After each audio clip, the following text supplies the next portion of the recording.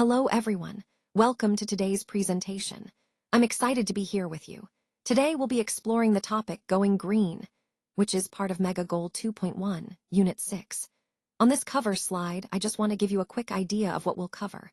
We'll look at the form, meaning, and function of concepts related to going green. So get ready for an interesting journey into environmental awareness and sustainable practices. Let's get started. Today, we're going to focus on practicing how to use I'd rather correctly. We'll look at how to form conditional sentences using present and future forms, which is really useful for expressing preferences and making plans. We'll also work on making correct sentences with the present progressive tense, so you can describe actions happening right now. Additionally, we'll learn how to form sentences using the present simple tense, which is great for general truths and routines. By the end of this lesson, you'll be able to confidently use these structures in conversation. Remember, understanding these key points will help you communicate more clearly and naturally in English. In this slide, we're focusing on how we study and form sentences in English, specifically the verb forms and subject usage. Let's start with the basic structure. When we talk about actions like study, go, or clean, we often use the infinitive form of the verb, which is just the base form like study, go, or clean. For example, we say, we study English, or they go to school by car. These sentences use the subject plus the base verb. Now, when we have subjects like he, she, or it, which are singular, we need to adjust the verb a little bit. For verbs ending in s, es, or ys, we add these endings to the base verb in the present tense. For example, he studies English, he goes to school by car, and he cleans his room. Notice how the verb changes with the subject. With he, she, or it, we add the s, es, or ys. So to summarize, for plural subjects like we, they, or I, we use the base form of the verb. For singular subjects like he, she, or it, we add the appropriate ending to the verb. This is an important part of forming correct affirmative sentences in the present tense. Understanding these rules will help you build clear, correct sentences as you continue to learn English. Now, let's look at some examples to understand how to form negatives with don't and doesn't. For example, I can say, I don't speak English. Here, don't is used with the base form of the verb speak, and the subject is I. Similarly, when we talk about a third-person singular subject, like he, we change the structure slightly. We say, he doesn't speak English.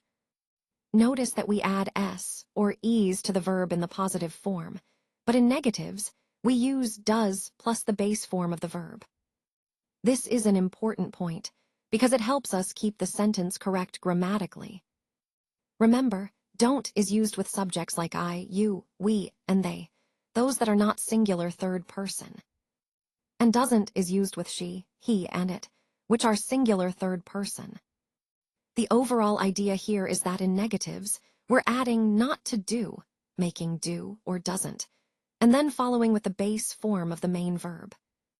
This structure allows us to express negation clearly and correctly in English. Let's take a closer look at how we form questions in English when we want to ask if someone speaks the language.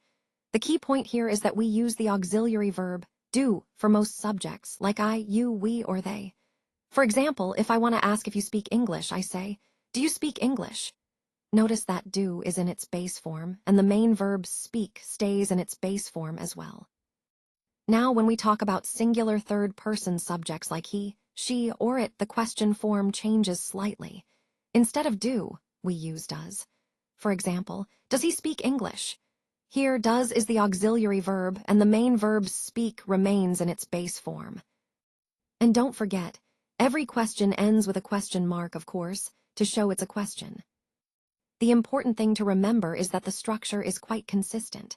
Subject plus auxiliary verb, do or does, plus main verb in base form plus question mark. This helps us form clear, correct questions that are easy to understand. This is fundamental for building good English question sentences, especially when you're asking about abilities or language skills. Today, we're looking at a simple but important sentence. She to school every day. Now, this is a great example to understand how we talk about daily routines. The blank here is meant for a verb, and in this case, the verb should be goes. So we say, she goes to school every day. This sentence helps us practice the present tense, specifically the third person singular form. Notice how we add an S to the verb go to make goes. It's a small change, but an important one when we're talking about she, he, or it. Now the question, where does she go every day, is a key part of this slide. It encourages us to think about the location and the routine. When we ask this question, we're focusing on the place she visits daily, which is school. By understanding this, we connect the idea of daily habits and routines to specific locations, which is a fundamental part of learning how to describe our everyday life. So remember, when talking about someone else's routine, use the correct form of the verb and think about the question words like where to give more details. Let's look at this sentence. He football every day. The blank here is where we need to focus. This is a great example to understand how to talk about daily routines or habits. What does he do every day? Well, we need to fill in the blank with the correct verb form. Since we're talking about a regular activity, we typically use the simple present tense. In this case, the correct word to fill in is plays. So the complete sentence becomes, he plays football every day. This highlights an important point. When describing what someone does regularly, we use the base verb with an "se" at the end for he, she, or it.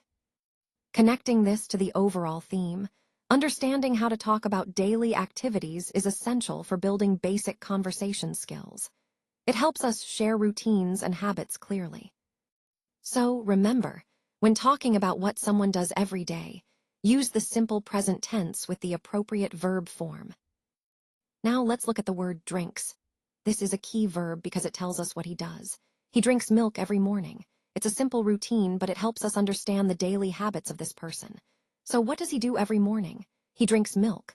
This slide helps us practice talking about daily routines and habits using the present simple tense. Remember, the focus here is on actions that happen regularly, like every day. So when we ask, what does he do every morning? We're looking for actions like drinking milk, brushing teeth, or going for a walk. This is an important concept because it helps us describe routines clearly and naturally. Keep this in mind as we continue with the lesson. Let's take a closer look at the slide. The sentence here is, he math every day. This is a great example to understand how daily study habits can influence learning. The key point is that he studies math every day. Now, what does this tell us? It highlights the importance of consistency and regular practice in mastering a subject. By studying every day, he's reinforcing what he's learning, which helps improve his skills over time. This connects to our overall theme of effective study habits, showing that daily effort really pays off. So, when we think about our own learning routines, it's a good reminder that setting aside time each day makes a big difference in our progress. Today, let's look at the difference between the present simple and present progressive tenses. For example, when I say, I am working this morning, I'm using the present progressive because it describes an action happening right now or around this time. On the other hand, if I say, I usually work in the mornings, I'm talking about a routine or habit, which is expressed using the present simple. Now, it's important to understand that the present progressive often describes temporary situations, things that are happening now, but might not be permanent, whereas the present simple is used for more permanent or regular situations, like routines or habits. So when we say, actions happening now or temporary situations, we typically use the present progressive. But for routines, habits, or general truths, we stick with the present simple. This distinction helps us communicate clearly whether something is happening right now or if it's part of a regular schedule. Remember, the present tense can be either the present simple or the present progressive, depending on what you want to emphasize, whether it's a temporary action or a habitual one. All right, let's talk about the present progressive tense today. This tense is used to describe actions that are happening right now, at this very moment. For example, on the slide, we see the sentence, they are watching a movie at the moment. This shows an action taking place right now. Next, we have, he can't talk now. He is brushing his teeth. Notice how is brushing indicates an ongoing action happening at this moment. It's important to see how is combined with the verb with an ing ending to form the present progressive. Similarly, I am reading a new book right now. That means I am in the middle of reading it at this very moment. The structure is am plus the verb with ing. Then we look at the forms for different subjects. For I, we use am plus verb with ing. For he, she, and it, we use is plus verb with ing. And for you, we, and they, we use are plus verb with ing. This pattern is consistent across all subjects and is essential for forming sentences in the present progressive tense. Remember, it helps us emphasize actions happening right now. It's a fundamental part of describing ongoing activities in English, which ties into the overall theme of expressing current actions clearly and accurately. Now let's take a look at some important time expressions and verb forms. When we say, I'm playing football now, we are using the present progressive tense. This tense is used to describe actions happening right at this moment, like right now or at the moment. You can also say, he is working hard these days, which refers to a current ongoing effort, but not necessarily exactly at this second. We also have other expressions like today, right now, now, at present, and currently. These help us talk about what's happening in the present time. For example, these days or nowadays can describe a trend or a habit in the current period. On the other hand, for routines or habitual actions, we use the present simple tense. For example, I go to school every day, or he usually goes to bed early. Words like always, usually, often, sometimes, rarely, and never help us understand how often something happens. We also have expressions like every day, week, or month, which specify regularity, and specific days like on Friday or once, which tell us about specific occasions. So remember, present progressive is for actions happening now or around this time, while present simple describes habitual or regular actions. Using the correct tense and time expressions helps us communicate clearly about when things happen. So when something isn't working, it can be frustrating, but it's often just a sign that we need to look a little deeper. Sometimes, a system doesn't have enough resources or the right setup, and that's when things start to fall apart. You might realize that certain processes don't have the support they need, which can cause delays or failures. It's important to recognize these signs early so we can troubleshoot effectively. As things increase, like demand or temperature, you might notice that some systems are pushing their limits. Do you think this kind of growth can be sustainable without adjustments? In many cases, what goes unnoticed is how environmental factors, like weather, plays a role. For example, does it snow often in your area? That can affect everything from transportation to energy consumption. Sometimes, people don't understand the full impact of these changes, which leads to misconceptions or missed opportunities for adaptation. When water is boiling, it's a clear sign that it has reached a certain temperature, and that concept can be applied to many processes, knowing when something is at its peak or ready. Boils, in a literal sense, can indicate infection or issues that need attention, but metaphorically, they can also represent problems that need to be addressed before they escalate. Overall, understanding these signs and concepts helps us better manage challenges and anticipate what's coming next, whether it's in technology, environment, or daily operations. Today, we're focusing on teaching. When I say she, I'm referring to the teacher, the students. Now think about what the teacher is doing right now. Is she explaining something, guiding a discussion, providing feedback? This question helps us understand the role of the teacher in active learning. Remember, the key point here is that teaching isn't just about delivering information. It's about engaging students and facilitating their understanding. So when you see, what is the teacher doing right now? It encourages us to observe and identify the specific actions that make teaching effective. This connects to our overall theme of improving teaching strategies and making learning more interactive and meaningful. Now let's look at what the boy is doing. You see, he is reading a book.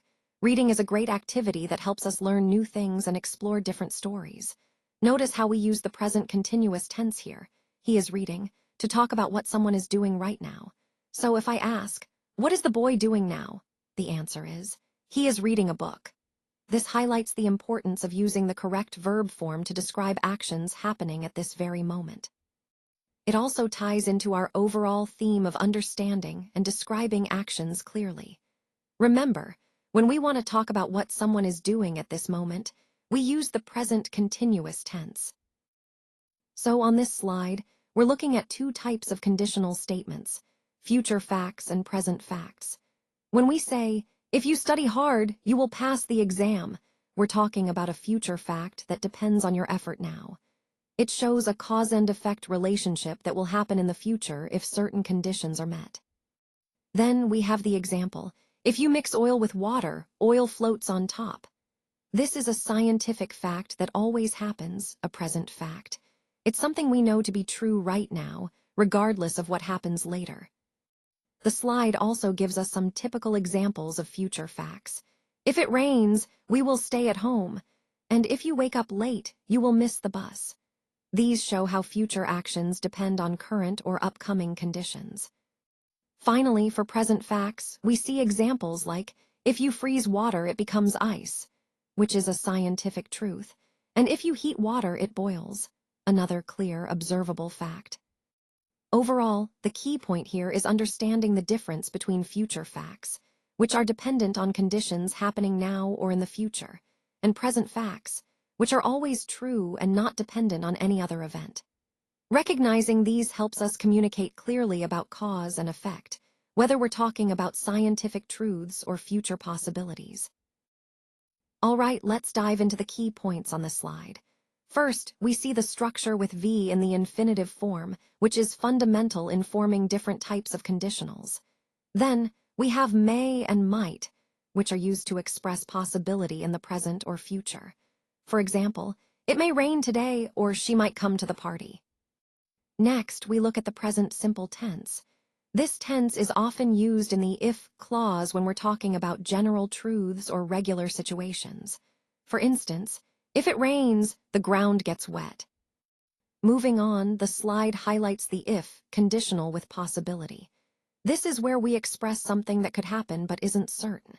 We often combine if with may or might in the main clause, like if he studies hard, he might pass the exam. Then there's the structure with V plus will, which indicates a future fact or a strong likelihood. For example, if she calls, I will answer. This points to a future event that we believe will happen if the condition is met. The slide also mentions the present simple tense used in the if clause to describe future facts, such as if the train arrives on time, we will leave early. This is common when discussing scheduled events or facts about the future. Finally, we see the use of present simple in both clauses, which describes present facts or general truths. For example, if water reaches 100 degrees Celsius, it boils.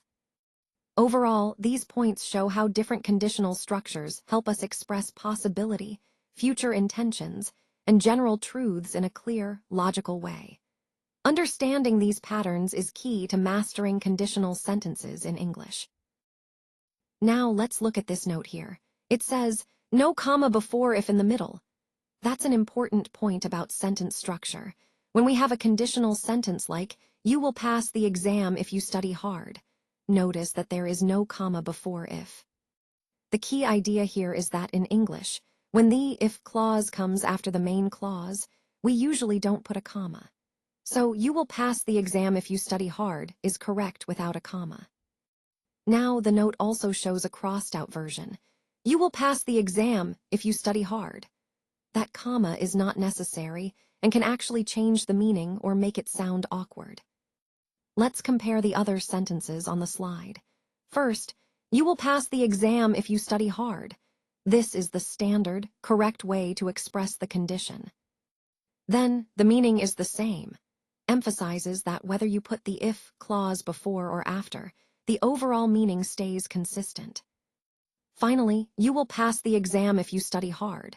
And if you study hard, "You will pass the exam" are two ways of saying the same thing.